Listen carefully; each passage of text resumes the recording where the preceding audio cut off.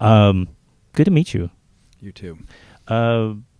What is this with all these prickly characters and these unhappy folks that populate your films? Actually, I shouldn't say unhappy. Let's say, but they do tend to cause problems for themselves. It seems, in their relationships and in their careers. I have my own theories, but what do you? Does Frances seem prickly to you? No, I was originally thinking about like maybe Nicole Kidman and her character and Jeff Daniels and a few others, but in this one, no, she's not so prickly, but has difficulties in relationships and in her own, just sort of creating her own path. Right. Well, I mean, I guess I feel like how many of us actually know what's best for us, I mean, and particularly at 27, it's very difficult to know what the easy path is. I mean, when I was that age, I had a lot of ideas about myself and who I thought I was, how I thought I should be, how I thought my life might go, how I wanted it to go, how it seemed to be going, all which were kind of in conflict with each other, and so that's something I really related to in Frances, and maybe it's something I relate to in other characters in my movies. I know you co-wrote the film, but was it in any way conscious an opportunity to return to putting yourself in the shoes of someone who is maybe about 15 or 20 years younger than you are? Well, it really started with Greta, and that I wanted to do something with her as the center of the movie, and because she was 27, the character was 27. So I didn't set out to do something about younger people, but because I wanted to work with her, that's sort of where we were. But given that, I'm interested in that time in life, and it's, it was an earlier point, sort of right out of college. I had sort of explored in Kicking and Screaming, my first movie, and it was I wrote about it and made the movie when I was roughly the age of the characters in it, and so I don't know. I guess I just sort of, I kind of just like followed Greta's lead. I felt like, as we started to kind of develop the story and figure out the character, it seemed like it was all very interesting to me, and I didn't, and inspiring to me, and I didn't really think about time in life or, my age versus that age. It just seemed like interesting characters. Yeah, they are. I was talking to her, and I asked her, did this film sort of come out? Were you executing successfully what you had envisioned, rather than tell you what she said? I can just ask you. Well, I don't know what she said, but for me, this movie was the closest to what I thought I was making. The end product is the closest to what I thought I was making than any other movie I've done. Whether that's good or bad, I don't know. Yeah, no, that's kind of... Well, in a way, this feels, out of all your films, the closest also to maybe an homage to New York also, and maybe to those black and white films, those lush, beautiful black and white films. And so if maybe in that sense you were trying to capture a zeitgeist, I don't know whether it's a zeitgeist or something along those lines, and and that was an important aspect of the film. Whereas, these other films are character studies, yes, but they weren't so much also filmic in that other way I was describing. Well, there's something about the character. New York, man. Thank you. Providing a soundtrack for us. That said it all. Except for the taxi driver sticking his head out there and screaming.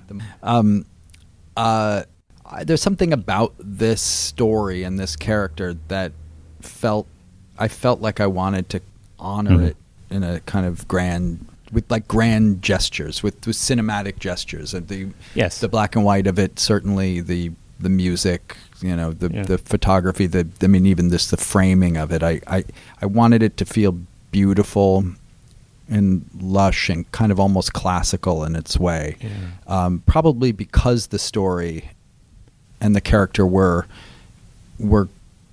kind of more rough and tumble in a way, and that she's kind of, living in these, in Chinatown, and like the locations were not sort of traditionally beautiful, grand. We weren't shooting in mansions or shooting, even sort of shooting the sort of I don't know, the sort of landscape of New York in a traditional way. Right. We were kind of something maybe that a Woody Allen New York cliche ideas. Because of that, I felt like I almost wanted to find the beauty in that, and because I did find it beautiful, and I found the character beautiful, and I found her struggle beautiful, and so I kind of went for it in terms of the cinema of the movie, in a way that I think I've done in all my movies, but I think it was kind of just more clear in this one because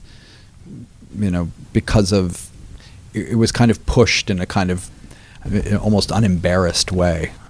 Right, you owned it in that sense. Yeah, it's interesting too because remember 20 years ago, maybe around the time you were starting off, that it was considered kind of suicide to make a.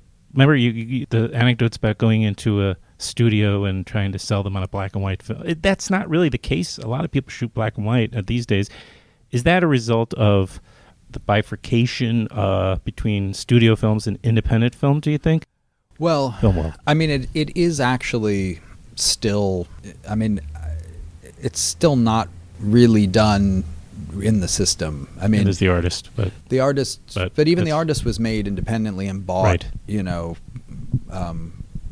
bought later, and the artist also has a kind of clear motivation for it. I think it just from a pure commerce standpoint, black and white is worth less, significantly less, because television output deals, a lot of international territories won't take it. So it's, I think, you go into it knowing that and having to kind of just, make the choice, you make the choice with your eyes open and you kind of go for it. But it's unfortunately not kind of commercially viable in the way, in a mainstream way. This obviously played in a bunch of international festivals, right? Played in Berlin, and then we played Telluride, Toronto, New York in the last fall. The feedback or the response has been in the foreign markets or whatever. Yeah, it's very, very gratifying. Yeah, great. Oh, and I noticed here before I did start with, but I was start with prickly characters, but I then wrote socially challenged characters, and then Greenberg also came to mind. I really try to stay away from these questions about comparing the films and comparing your style or your inspirations, which so much of the press kind of does dwell on. And what is your sort of? Do you get tired of that? Because the constant the new wave filmmakers references and all this. Does that bother you at all, or do you think about it much? Or it doesn't bother me. I mean, I these are filmmakers who, I've loved, or movies I've loved for a long time now, and so I don't. I feel like in a way it's like so many of these things are like it's like they've been ingested. It's like they're in the system, and so when I make something now, I'm not looking at these movies even.